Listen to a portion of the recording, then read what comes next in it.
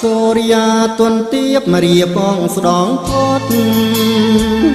នឹងឃើញដល់រដ្ឋសៅអូ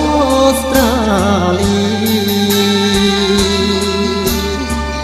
សើបថនបៃលិនធ្លាប់ផ្ញើជីវីធ្វើថនសព្រីជាភូមិជីវ៉ាអរ៉ាន់ដឺម៉លបណ្ដូលចិនខ្ញុំបងហើយនឹងមុំយើងបានសិក្សា